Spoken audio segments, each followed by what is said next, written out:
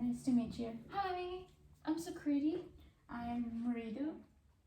This is going to be a therapy session for teenagers, and we will be using some tools. Okay. And I require your permission to do that. We will be doing this session like as regularly as I do with my patients. Okay. And do I have your permission to do this? Okay. So, and today this is a practice session, and it is going to be a mock session that we are going to practice today. And this instrument that we are using is called the Crafft model for the teenagers.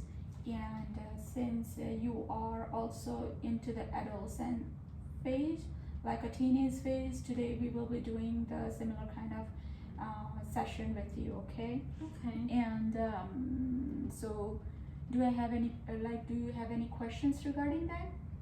Yeah, so what's a mock session? So it's not the real life like circumstances, and it's just going to be like a reflection of the session, okay? Okay. So today we will be going over some questions. Okay. Since you are here for therapy, and I will be asking you some questions that I usually ask my patients. Okay. And please do be honest with your answers today. And you are like, I want to assure that you are safe to be tell whatever you feel like, and your answers will be kept confidential unless you are harm to yourself or others, or like you are potential harm. That sounds good. So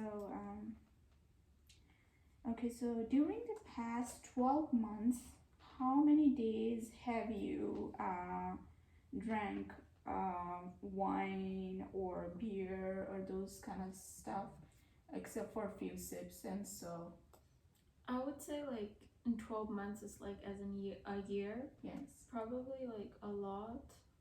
Like I would give an estimate of like 12 or more, but I couldn't tell you like the exact answer. 12 or more days or a week, or like how do you describe that duration of time? Like probably like a month. I would have like 12, but it's not like every month. Like, you know what I mean? So like throughout the year I probably had like 45, if that kind of makes sense. Like Yeah, 45 drinks. Like, Yeah. and that includes beer, wine, and alcohol in it. Yeah. Okay, so and do you drink like more than beer or wine, like marijuana or any other drug? No. Okay, so do you do anything else to get just to get high, like using any other substances, like oil or any kind of other substances that can get you high? No. Okay.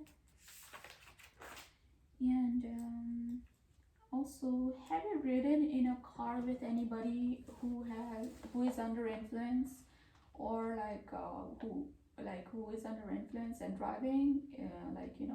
Have you ridden with somebody? So I did, but like I didn't know that they were in the influence at the moment. So like we were just out of drinks. So we went to a gas station to get more drinks, but like I didn't know that she was under influence as I was like, as she was driving. But like I found that out later on, and it was definitely a scary situation, I feel like.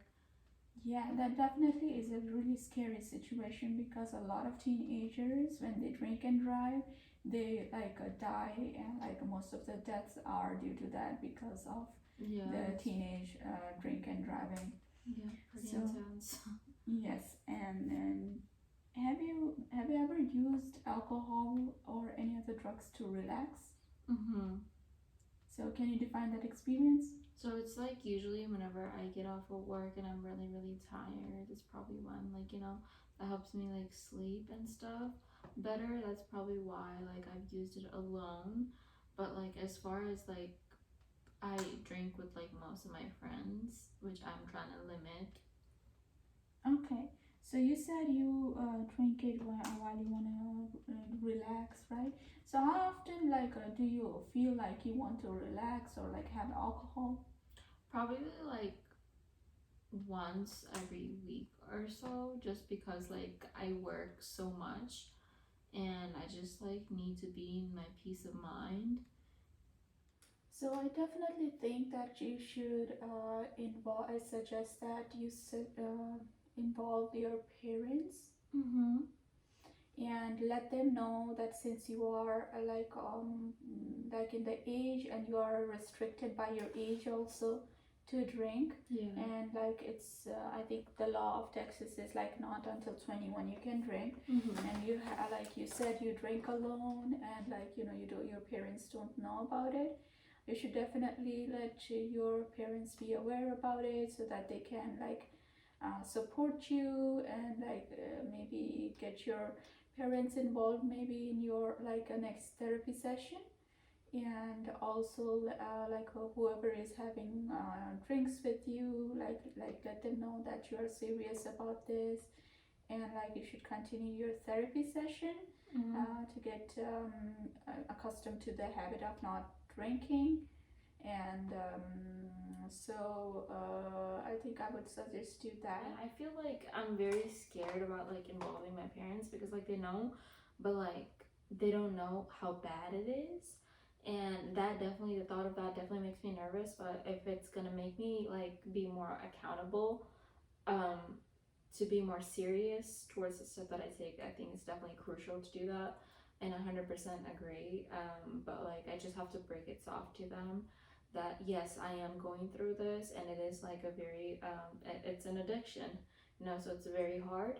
But yeah, and I do have like drinks that are mixed as well. But yeah. So how are you going to approach your parents initially? Do you have a plan for it? Yes, so whenever I do tell my friends and see how they react and respond, I feel like I want to see that because they're the closest people that I am to see how they react. And probably I get more suggestions from them. And after seeing how they react, it would give me an idea of how my parents would react as well. So, like, you know, you said your peer groups are like with you drinking, and like, how do you think that would, like, you know, help you? Definitely, they are going to tell you, like, you know, to continue drinking, like, if they are going to drink, right? So, like, if you are initiating to, like, you know, stop, and if you have thought about it, how are you going to make a plan about it? I feel like just the self control, like just because someone tells me drink doesn't mean that I have to. Feel like that's something I want to work on. And I've been working on for like a really long time, and it's just like I felt like I wasn't there yet, just because I've been thinking about it. I hadn't taken any action, but like now I feel like I'm ready to take action after our talk. It did help me a lot to realize how essential and crucial it is that I need this, just because how young I am, but also like I feel like it's just like not like because they're my friends. I feel like I would hope that they would understand, and if not, then I'm just gonna have to stop hanging out with them. Yeah, so like you said, like you are pretty assertive about like you know taking this action towards yourself. But like, what if you cannot? Like, what if you go back drinking? What is I it? feel like I don't think that I would, but like in that case, a scenario, just going back to my support system and talking about it definitely would help more. Who do you regard as your support system? My friends, the one that I told you earlier about, like two of my friends. Yeah. Okay, so that I think for you, like, that doesn't like. I think you should tell your parents and like you know to so that they can guide you better to like you know to have a more of a support group. Actually, you can join a group who is undergoing the same alcoholism problem, and like they will tell you like you know they tell you the experiences, like how many days they haven't drunk, and like how they have progressed throughout that period. So I think that will definitely help you, and I could like like you know refer you to that group, and also like talk to your parents about your habit. What do you feel about it? Yeah, I feel fine doing that. And I feel like just having that would be nice, just because I could talk about it more. Yeah, that would definitely help. Okay. then I will see you for next time. Okay, sounds good.